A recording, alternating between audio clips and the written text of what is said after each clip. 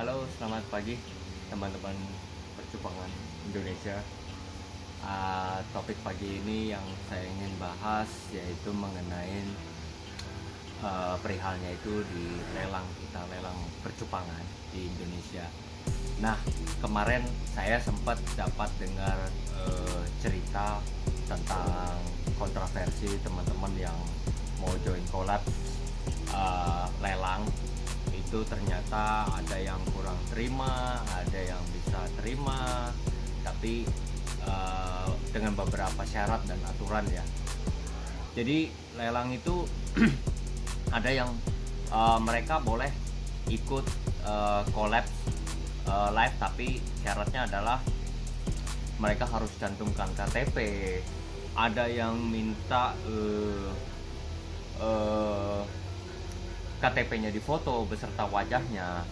Jadi menurut saya sih, kesimpulan saya dan menurut saya adalah ini kita lelang cupang itu bukan berarti ya harus formal seperti itu, karena kita harus ketahuin bahwa lelang ini ikan bisnis cupang ini kita belum ada dasar untuk badan hukum.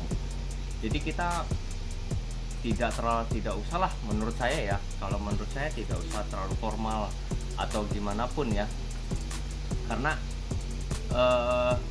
jadi gini, kalau menurut saya lelang ini kan kita juga rezeki itu udah ada yang ngatur ya. Jadi dengan cara kita formal atau apapun, menurut saya belum tentu jaminan bahwa ikan kita itu akan keluar semua, kawan. Bahwa belum tentu itu jaminan bahwa dengan kita mendaftarkan registrasi ikan kita, terus pertanyaan saya kan cuma simple ya, kalau seumpamanya dengan kita registrasi sampai ada yang minta buku tabungan harus difotokan, menurut saya itu nggak logik. Kenapa? Apakah kalau orang-orang yang BNR itu pihak si join atau hostnya mampu menggantikan biaya-biaya kepada buyer siapa yang BNR? Apakah mereka mampu untuk menggantikan? Pertanyaan saya kan cuma itu masalahnya. Nah, kemudian kita bukan, jadi bahasa saya maaf ya, artinya bukan siapa yang karena merasa kita besar atau pemain besar dan syarat untuk join collab harus begini dengan penuh dengan aturan tatanan yang sekian banyaknya. Anda harus melampirkan foto KTP, terus Anda harus melampirkan KTP beserta wajahnya, ya kan? Nah, kemudian kalau begitu, kalau seumpamanya yang menang lelang, si buyer yang menang lelang, bisa nggak kita minta foto identitas dia? Pertanyaan saya kan cuma itu. Jadi menurut saya sih susah ya kalau kita cara begitu. Jadi kita harus ketahuin bahwa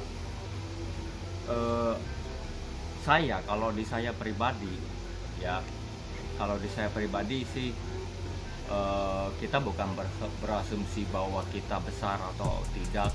Saya pun juga orang-orang kecil ya. Mungkin orang kecil seperti saya sih punya pemikiran kok bisa sih sejauh situ, bahwa tidak ada yang menggaranti bisnis cupang ini bahwa kita akan selalunya itu goal dalam dealing, dalam bertransaksi. Itu tidak. Jadi BNR pun banyak, teman-teman, gitu. Nah, itu dah makanya pertanyaan saya, apakah orang yang BNR itu dengan si host minta nomor rekening kita, dia mampu untuk mengasih garansi ke kita agar ikan kita tetap terbayarkan? Itu sih menurut saya. Nah, bukan masalah besar atau kecilnya mereka seorang pemain. Bahwa seringkali yang saya pernah bilang bahwa cupang ini nggak ada yang hebat, di cupang ini nggak ada yang sombong. Saya ingat sekali ke pepatah teman saya, sahabat karib saya, bahwa di dunia cupang ini nggak ada yang hebat, dan di dunia cupang ini nggak ada yang perlu disombongkan. Gitu. Sehebat apapun mereka punya nama, bahwa banyak orang yang punya income lebih besar selain dari cupang. Itu yang kita harus tahu, bahwa sehebat apapun mereka jualan cupang, bahwa mereka punya usaha yang lebih hebat dari penghasilan cupang. Itu yang kita harus tahu, teman-teman. Ya, kemudian kita jangan pernah punya prinsip bahwa kita meremehkan orang-orang yang mungkin pemula, orang-orang yang senior. Tidak, kalau prinsip saya ya pribadi, bahwa saya akuin belum tentu orang-orang tinggi atau orang-orang besar itu mereka akan berada selalu posisi di atas.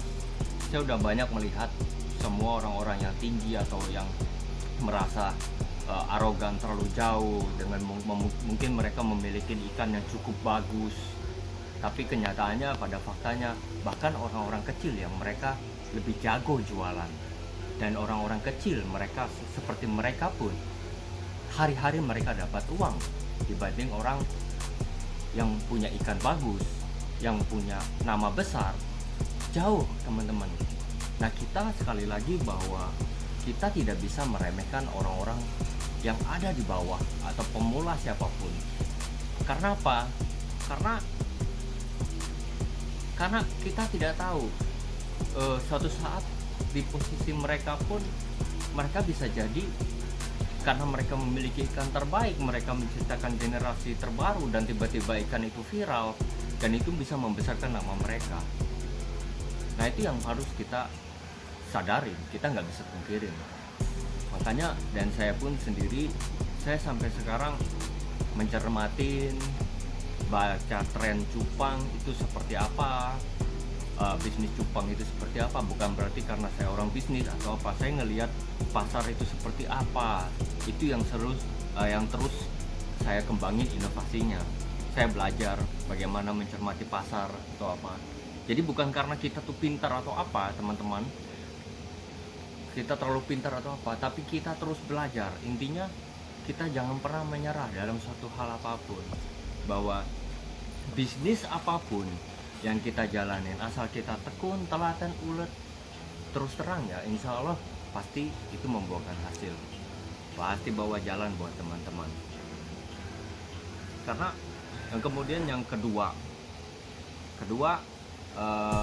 banyak kemarin ketika kita lelang, banyak yang merasa tertipu ya, mungkin di DM terus orang pakai nama samaran kita.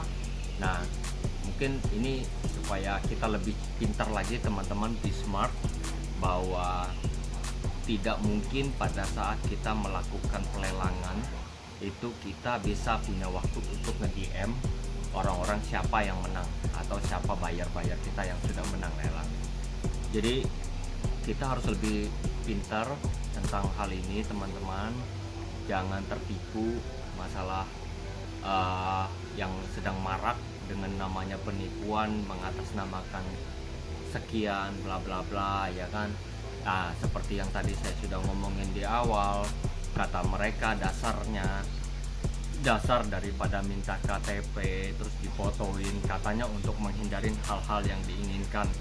Sekali lagi ya, kembali kepada kita lagi ya, ngelihat itu apakah dengan kacamata pandang saya, apakah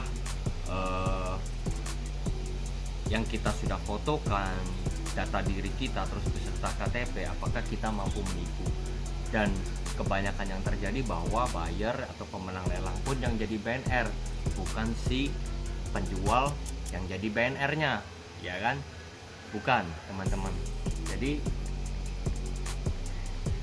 itu saja, kita harus cermat, lebih pintar, ya kan. Jadi kalau kita ngelihat dari siapa yang membawakan live lelang ikan, ketika mereka menurunkan ikan, mereka tuh tidak akan pernah punya waktu untuk nge-DM orang-orang yang menang, karena saya lihat mereka pun juga lagi menyerok ikan, sortir ikan, mereka nggak akan punya waktu buat DM.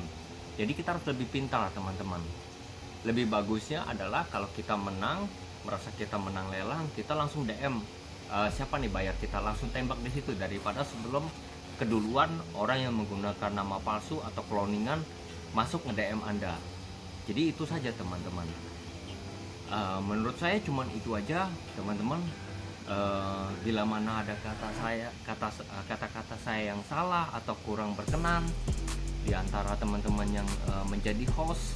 Jadi saya minta mohon maaf yang sebesar-besarnya, bahwa tujuan saya cuma satu, kita semua pingin semangat. Jadi kita nggak pingin menghancurkan satu sama lain, ya kan. Berharap supaya percupangan di Indonesia ini tetap terus maju dan tidak ada yang saling sikut menyikut hanya gara-gara masalah joint collapse ini. Ya, itu saja dari saya teman-teman. Sukses terus buat kita semua.